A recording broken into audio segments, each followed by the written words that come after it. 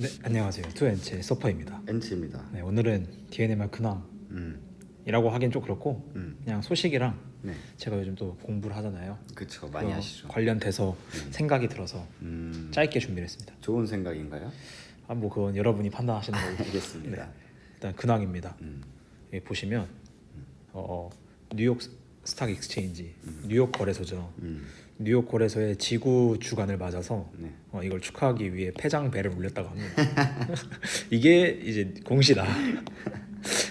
이게 공시다. 욕을 많이 하셨는데. 근데 제가 이걸 보고 뭐 이딴 걸 공시하냐고. 그렇죠. 물론 의미는 있죠. 친환경 중인 지구 주간을 축하하기 위해 얼마나 해맑은 거 보세요. 거래소 폐장배를 울렸대잖아요. 이게 저희가 각자 이제 그 공시 알람을 오는 그 리스트가 있어요. 맞아요. 서퍼님이랑 저랑 다른데 이제 저는 보통 자사주 매입이나 어디에 뭐 어디 투자했다. 투자했다 이런 공시가 올렸는데 이제 왜 자기는 폐장배를 울렸다는 공시가 나오냐 그러면서 굉장히 약간 역정을 내셨던. 이 표정 행복한 거 보십시오. 정말 네. 보기 좋죠. 네. 그래서 이거는 약간 가짜 근황이고 최근에 나왔던 진짜 근황이 있는데 이거는 토탈 에너지 콜비온이라고 데니머랑 비슷한 기업이에요. 여기랑 이제 발표를 한 거죠. EU에서 사용하고 있는 그 재생 가능한 커피 수지, 커피 소재를 이제 발표를 한 거예요. 그래서 이거는 좀 유의미했습니다. 신제품을 발표한 건가요? 아니면 아니죠. 그러니까 사실 얘네들의 그 데니머 입장에서 신제품이라는 건 의미가 없어요. 그냥 본인들의 원료를 납품할 수 있느냐가 중요한 거죠. 그렇죠. 이거 가지고 이제 스타벅스도 그렇고 던킨 도넛도 그렇고 자기들 제품으로 만드는 거니까 이 원료를 EU에 이제 이 커피잔 수지로 납품을 한다는 거죠. 여기랑 같이. 여기 토탈 에너지가 되게 대기업이잖아요. 엄청 큰 기업이죠. 뭐 미국에 치면 엑소모빌 같이 엄청 큰. 그렇죠. 유럽의 엑소모빌. 유럽의 엑소모빌인데 이게 그 전통적인 화학 대기업이고 콜비오는 PLA 하는 다른 플라스틱 업체예요. 자회사. 네, 얘네 둘이 하는 조인트 벤처더라고요. 보니까 50%씩 다 찾아봤습니다. 네. 얘네랑 같이 해서 근데 얘네는 PLA도 있고 PHA도 있잖아요. 네. 내용을 좀 보니까 PLA 전문 기업인 토탈 에너지 콜비온, 그러니까 이걸 위해서 만든 거죠. 이 자회사랑 생분해 커피잔 수지를 개발하는 걸, 근데 개발이 아니라 정확히는 이제 바로 적용한다는 겁니다. 개발까지는 아니고 개발은 이미 지났고. 네. 근데 이게 지난 분기에 나왔던 EU 규제안이랑 일치가 한다. 그 흐름에서 되게 긍정적이었고 최근 EU에서 플라스틱 패키징, 그러니까 플라스틱 포장지 같은 건데 뭐 티백에도 플라스틱 들어가고 커피잔, 얇은 플라스틱 가방 같은 거 있죠. 그리고 뭐 과일 같은 데 붙어 있는 라벨들 이런 게 전부 생분해 가능한 한 소재로 만들어야 한다는 규제를 냈다고 합니다. 점점 시장이 넓어지는군요. 그렇죠. 여기서 이렇게 증가를 하고 있는 거죠. 아주 작은 것들부터. 그래서 이 두 기업이 PHA 그 데니머는 노닥스, 그다음에 그 토탈 에너지 콜비온은 루미니라는 PLA가 있는데 요거 두 개를 섞어가지고 만든 제품이고 이 만든 제품이 그 TUB라는 쪽에서 인증을 받았다고 하는데 여기가 약간 그 생분해 플라스틱 그 협회라고 할까요? 그 인증서 주는 곳. 그래서 여기 통과했으면 너네 그 생분해 인정. 약간 이런 느낌입니다. 약간 이쪽에서는 공신력 있는 그쵸. 단체다. 그런 단체고 모든 이 플라스틱 기업들이 여기를 통과하면 이 기사를 다 내요. 우리 여기 통과했다. 여기서 뭐 워터 생분해 통과했고 랜드 생분해 통과했고 이런 거 다 기사를 내거든요. 그러니까 여기가 나름 그래도 공신력이 있다 이쪽에서는. 그래서 이건 이미 진작에 통과를 했고 현재 유럽 기업들, 그러니까 유럽에 있는 소비재 기업들이겠죠. 아니면 화학 기업이거나 화학이나 소비재 기업들이랑 지금 테스트하고 있다 시장에서. 그래서 그 마지막 고객들이 마지막에 테스트 중이라는 거고 이게 이제 되면은 상용화 된다는 거죠. 실제 제품으로. 지금 딱 그 단계까지 와서 이미 개발 이 두 기업이 하는 개발은 끝난 거고 이제 고객들이랑 하는 마지막 테스트 개발을 진행 중이어서 상용화가 될 수 있다. 그래서 유럽에서만 사용되는 커피잔, 여기 보면 티백 커피잔 플라스틱 가방들이 다 있잖아요. 근데 이 커피잔만 해도 550만 파운드거든요. 근데 지금 풀가동 해도 190만 파운드인데 한참 남았어요. 그러니까 이거 수요 충족하기가 힘들다. 네, 너무 많다 수요가. 만약에 다 바뀐다면. 그리고 베인브리지 공장 다 생겨도 550 밀리언이라서 얘네가 4년 뒤에 3년 뒤에 풀캐파를 만들어도 커피 하나 대체할 수 있다. 커피잔 하나. 커피잔만 해도 이러니까 수요 걱정이 안 되고 규제도 지금 계속 EU도 그렇고 미국도 그렇고 중국도 그렇고 하고 있으니 기업이 마진 맞춰서 생산만 잘 해주면 된다. 이것만 하면 돼요 이제. 네. 제가 느끼는 거는 이제 EU 쪽에서 좀 더 푸시를 넣으면, 만약에 기업 입장에서 커피잔 이제부터 무조건 이걸로 해라고 하면은 기업 입장에서도 야 우리가 돈 줄 테니까 공장 빨리 지어줘. 그쵸, 이런 그런 식으로 해서 가속화가 충분히 될 수 있을 것 같긴 하네요. 네. 사실 DOE도 사실 그런 거예요. DOE도 우리가 해줄 테니까 돈 빨리 돈 줄 테니까 그 환경을 만들어라 이런 거죠. 생산해낼 수 있는 환경을 만들어라. 이건 기다리고 있는 거고. 네. 그래서 EU 법안에는 다른 사용처 얘네들이 많이 있기 때문에 얘네 말고도 이제 막 시작인 거죠. 그래서 커피잔 수제는 첫 발자국인 것 같고, 제가 봤을 때 바이오 플라스틱 미래 수요 자체는 이미 제가 봤을 때 확정적인 것 같아요. 나름 뭐 제가 전문가는 아니지만 확정적인 것 같고, 그리고 이게 2021년도에 나왔던 그 두 기업이 협약한다는 게 2021년도에 나왔던 기사거든요. 얘네 공시 자료. 근데 다시 이렇게 2년 뒤에 다시 짠 하고 나타난 거죠. 그래서 기존에 했던 내용들이 Q&A랑 연결되면서 이렇게 현실화가 되고 있죠. 그래서 좀 마음에 든다. 그래서 이 근황이 참 마음에 들었다. 열심히 한 발 한 발 나아가고 있다. 네, 보이지 않게 숫자는 아직 안 보이지만 좀 믿을 만한 말들이 계속 나오고 있다. 왜냐면 이건 뭐 진짜 꿈만 그리는 건 아니니까 실제로 들어가고 있는 거니까. 그래서 이쪽에서는 되게 긍정적으로 봤고, 제가 이런 것들을 보면서 최근에 제가 배운 것들이랑 좀 녹여봤어요. 질문 4개를 했는데 10년 이상 존속하며 성장할 수 있는 기업인가? 사실 이건 산업 관점이거든요. 산업이 10년 동안 성장하면서 계속 유지될 수 있느냐? 당연히 유지될 수 있다라고 저는 생각을 해요. 바이오 플라스틱은. 그래서 방향은 이미 정해졌고 속도 타이밍 문제인데, 그래서 언제 규제가 더 심하게 들어가고 언제 경제성을 확보할 수 있느냐, 기업들이 이 싸움이거든요. 그래서 산업은 일단 저는 의심의 여지는 없어요. 근데 이 산업에서 이 기업이 데니모가 장기 지속 가능한 경쟁 우위 해자가 있느냐, 이건 별개 문제거든요. 완전히 다른 네, 문제죠. 뭐 반도체가 간다고 해서 내가 투자한 반도체 A 기업이 오를 거라는 보장은 없잖아요. 그렇죠. 마찬가지입니다. 바이오 플라스틱이 간다고 해서 데니모가 오를 거라는 보장이 있느냐, 별개잖아요. 요즘 제가 많이 느끼고 있는 거죠. ESS 수요 폭발을 하고 네. 있는데 스템은 왜 이럴까? 이게 중요하죠. 왜냐하면 이게 얼리 스테이지이기 때문에 누가 승자가 될지를 알기가 너무 어렵죠. 맞아요. 우리가 기술적인 전문가도 아니고. 그래서 이 포인트는 무엇인가 알 수 없다.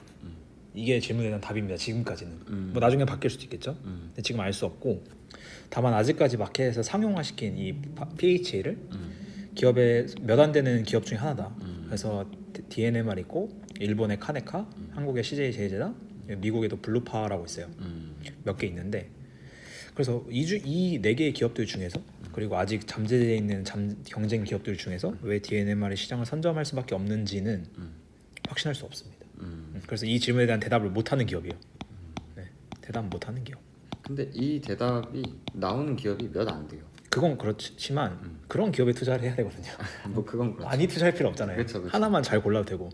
그래서 뭐 규모의 경제를 만들 수 있다거나 브랜딩 파워가 있거나, 아니면 전환 비용이 높아서 고객을 아낀다거나, 기술력의 차이가 있어서 경제성을 만들거나, 이런 차별화가 있어야 되는데 아직까지는 잘 모르겠다.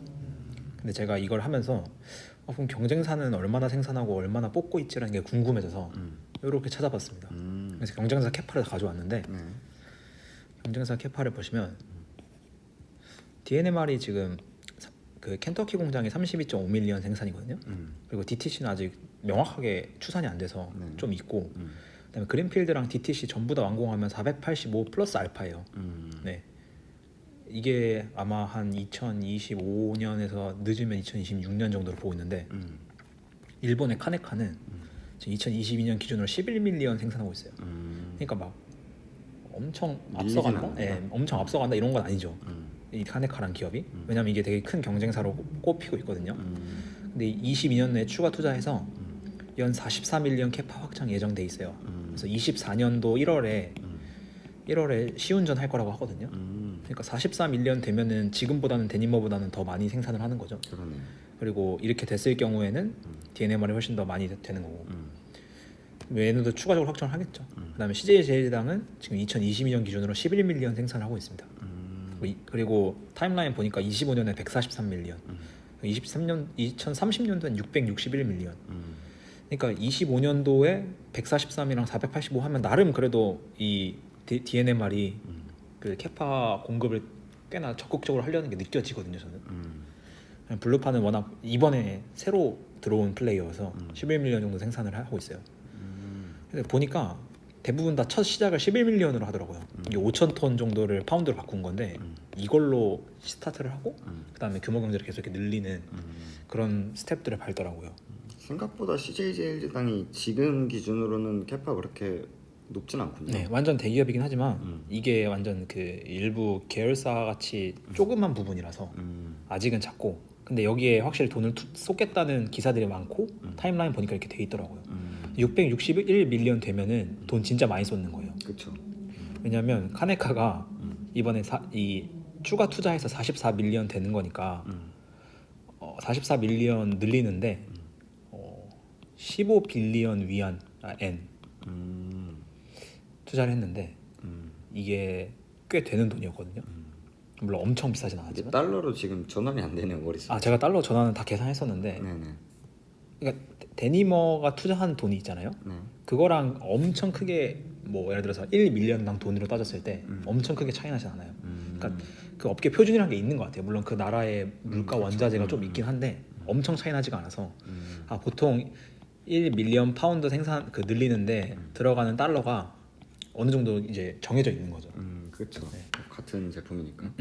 그래서 제가 지금 이걸 보고 느끼는 거는 네. 25년에 이제 데니머가, 그러니까 다른 기업들도 캐파 증설이 예고가 돼 있지만 25년도가 딱 이제 데니머가 캐파적으로는 압도적인 시기인 것 같아요. 네, 5, 6년 돼서 네. 그린필드가 됐을 때. 예, 그래서 그때 수요가 굉장히 중요할 것 같고 그때 이제 경쟁사들을 락인을 할 수 있는 선점 효과가 있으니까 그래서 그때가 중요할 것 같고 그때가 차별화가 될 수 있는 변곡점이 될 수 있는 맞아요. 거죠. 그래서 그리고 이제 다른 기업들이랑 비교를 했을 때 공장 위치, 그러니까 IRA 혜택을 받을 수 있는 점, 뭐 이런 것들이, 카네카는 일본 기업이고 맞아요. CJ제일제당은 한국 기업이니까 이런 부분에서 또 많이 갈리겠네요.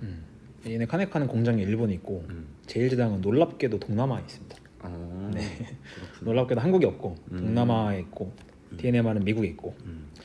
그래서 사실 2025, 26년이 제가 지금 좀 명확하게 기억은 안 나지만 그 규제 진입되는 시기거든요. 그러니까 발언이 아니라 진짜 도입되는. 그러니까 이제 발언 나오고 있잖아요. 네네. 그래서 5, 6년쯤부터 해서 이제 진짜 도입되는 시기여서 그때 잘만 맞추면 선점할 수 있는데 뭐 그거를 브랜드 파워를 가져가든 규모 경제를 빨리 잡아서 경쟁자를 녹이든 전환 비용을 빨리 락인시키든 그거는 기업의 기술이기 때문에 지켜봐야 되는 거죠.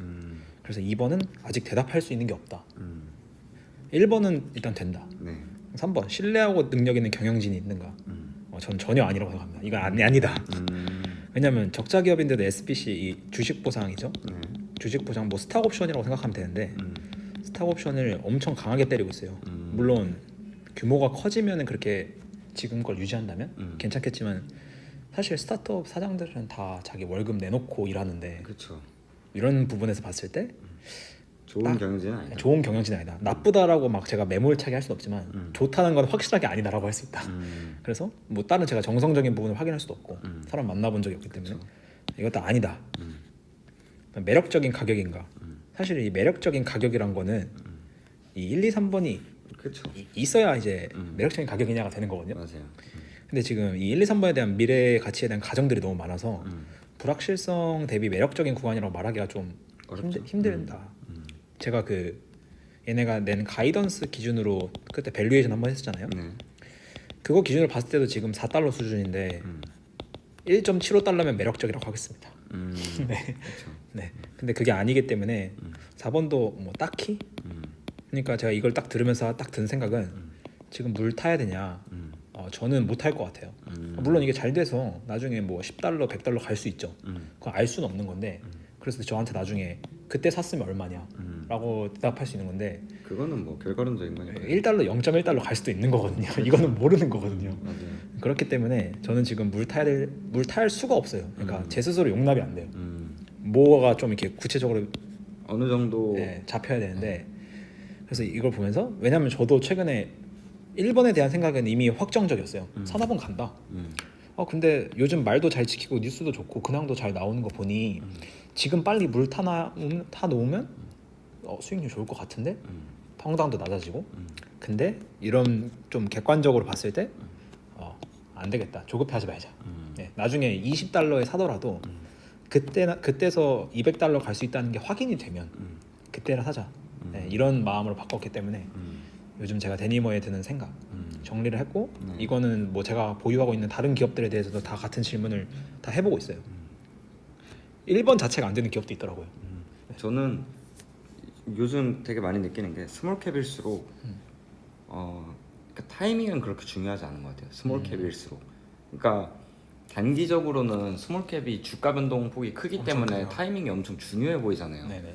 근데 이제 쫙 떼놓고 멀리 보면은 이제 큰 기업들은 해봐야 시가총액 변동이 그렇게 많이 일어나지 않기 때문에 맞아요. 당연히 싸게 잡아야 이제 좋은 수익을 낼 수 있는 건데 스몰캡 같은 경우는 방향만 일단 맞으면 그러니까 이 기업이 나중에 성장할 수 있다는 확신이 들면 서퍼님 말대로 $20에 사도 $200 가니까 맞아요. $200 가봤자 시가총액이 얼마 안 될 테니까 뭐 10빌리언 이 정도 네네. 100빌리언 이 정도밖에 안 될 테니까 단기적으로는 10빌리언이라고 하는 10빌리언이면 진짜 작은 거거든요. 그러니까 지금 0.3 빌리언이거든요.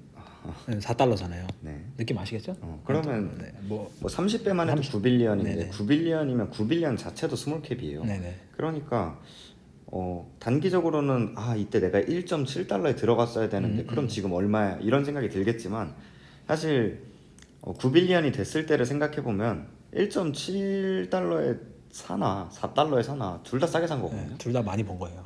그러니까 방향성만 맞으면 된다. 스몰캡은. 그래서 이렇게 제 DNMR 제가 요즘 공부를 하면서 이런 공부를 하면서 DNMR에 대해 적용을 좀 해봤고 마침 이렇게 근황이 딱 뜨길래 그래도 나름 잘 가고 있다. 네, 나름 잘 가고 있고 파산만 하지 말자. 네, 빨리 DOE 해줘. 네, 역시 또 기승전 DOE가 되는 네, 기다리고 있습니다. 그렇군요. 그렇게 돼서 이런 영상을 준비했고 네. 사실 제가 지금 하고 싶은 게 되게 많아요. 인모드도 지금 거의 자료 만들었거든요.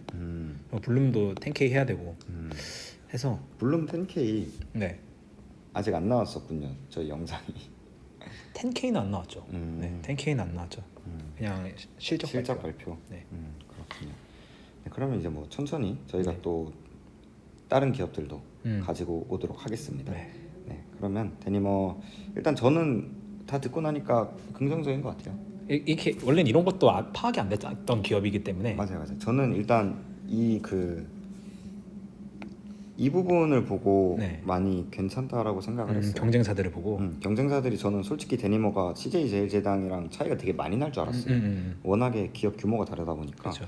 근데 이거 보고 캐파 타임라인 보고 그리고 이제 공장 위치 이런 점들을 다 고려했을 때 충분히 경쟁력이 있을 수 있겠구나. 극성 나쁘진 않죠. 막 베스트라고 말하기 힘들지만 뭐 제가 뭐 데니머를 쳐다도 안 보지만 이걸 보면은 25, 26년 때 정말 투자할 만하겠다. 네, 그 센티멘트를 받을 수도 있는 거죠. 그때 되면. 맞아요. 그러니까 여러분은 25, 26년까지 숨 참고 계셔야 됩니다. 네네. 이걸 뭐 1원, 2원, 1달러, 2달러 이런 거 너무 네. 이렇게 하지 말고 맞아요. 방향성을 이제 저희랑 같이 잘 팔로우하면은 좋은 결과 있을 것 같아요. 25년도 가장 성공한 유튜버가 되는 걸로. 네, 알겠습니다. 데니머로.